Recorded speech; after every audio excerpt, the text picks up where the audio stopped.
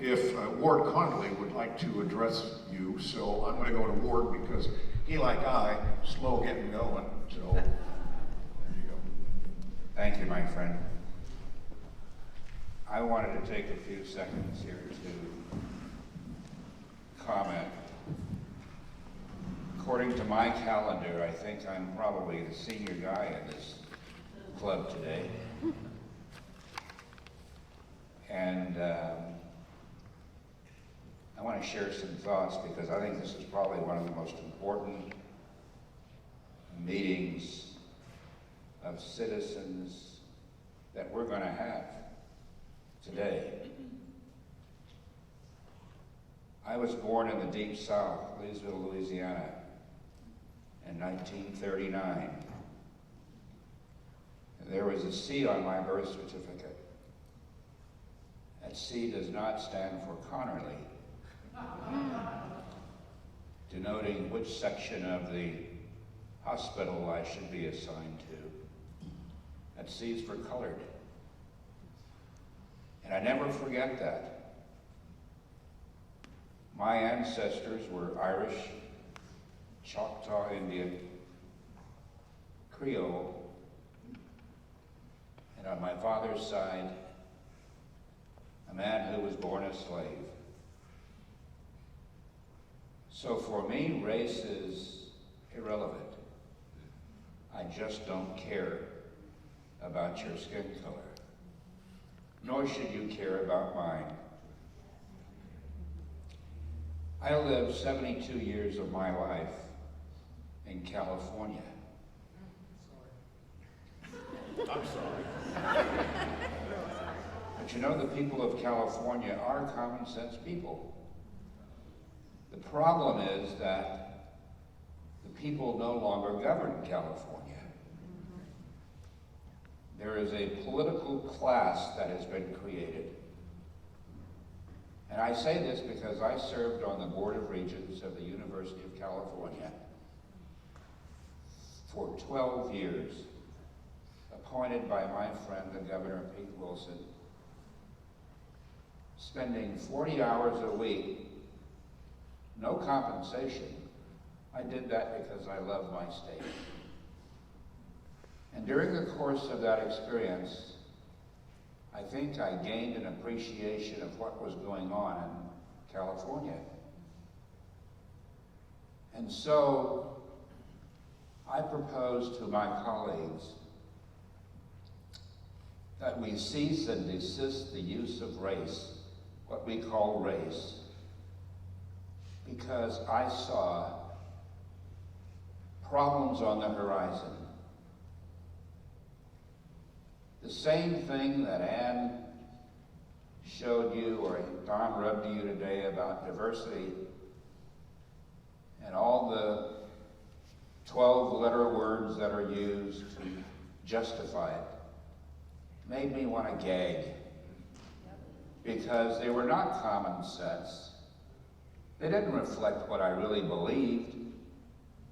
The university said that we do not discriminate on the basis of race, color, sexual orientation, disability, ad nauseum. But then they were promoting diversity. And that was a lie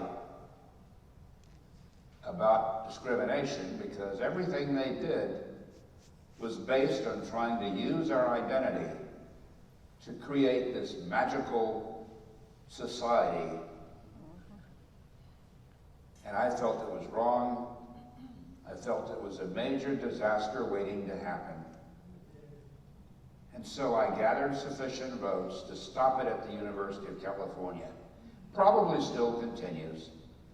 But they're violating the law, not those of us who believe that this shouldn't be going on. People of California approved my proposal, Proposition 209, by a vote of 55 to 45%. But there is a political class in California. They are members of the legislature, a full-time legislature, They are the lobbyists. They are Microsoft and other organizations, companies that receive benefits from that legislature. They're the donor base. Now they're trying to undo what I did back in '96. And they've raised about $10 million, the largest donor being a billionaire who is promoting racial justice, and she's contributed $5.5 million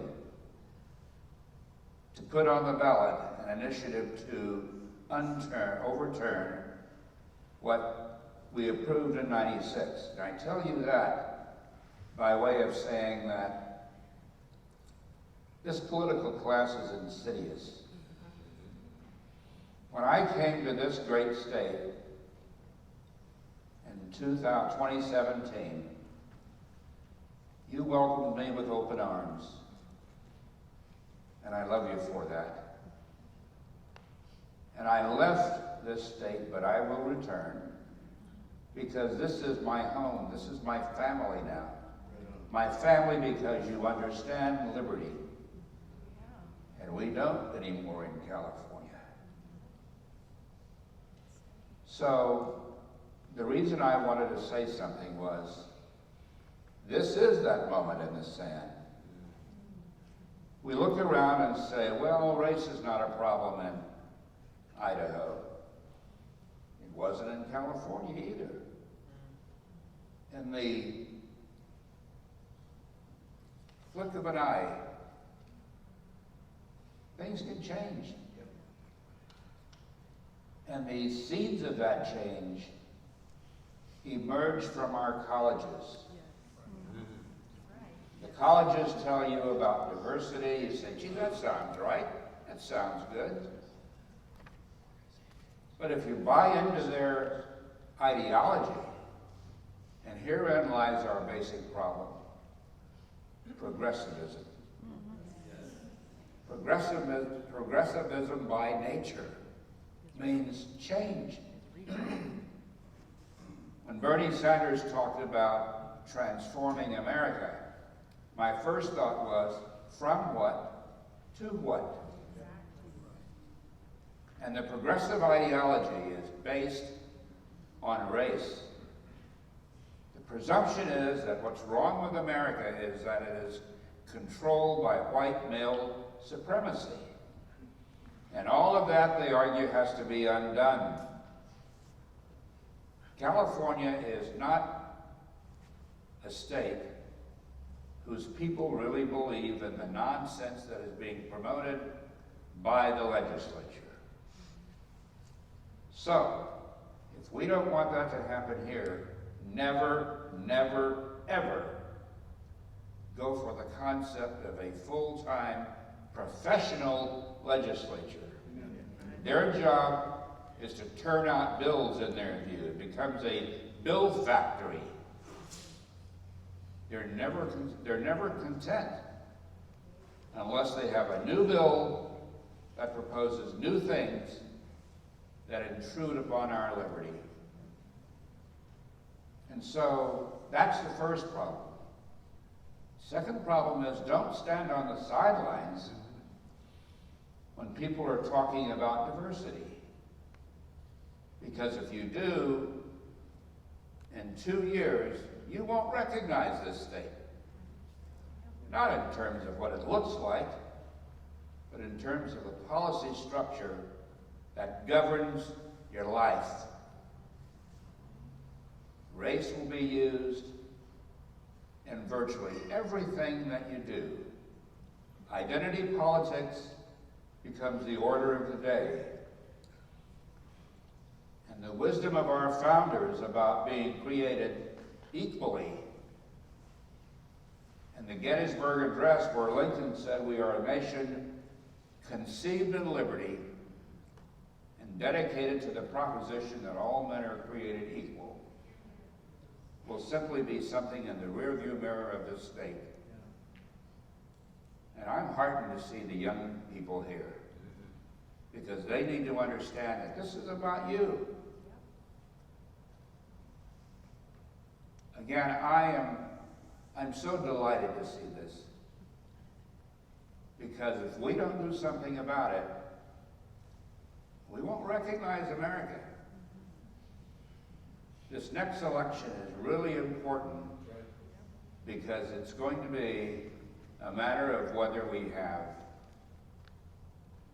Chuck Schumer as the Senate leader, which I predict, Nancy Pelosi as the Speaker, which I predict, and a Democrat with him being a captive of progressivism because he is too weak to stop it. Should that happen, put me on the next plane to some other place because we will have lost. And so I don't want to abuse the time you've given me, but this is important. And we in Idaho may be small in population, but we can be big, big, big with our voice. And I am going to use every waking moment that the good Lord gives me, with Beverly and Janice by my side as friends and allies, to project our voice about what's happening. And we will not let the mindless blather about diversity take control of this state, because we're all a collection of individuals. There is no majority here based on race. For me, white is the snow. Something that I avoid, doggone it. But we don't see that in this country. We should not see that. Black lives do matter. But all lives matter. Blackness does not matter. Whiteness does not matter. So we get it. All of us here, we get it. But please fight the fight. Do not give up. Self-governance should not be on autopilot. Thank you.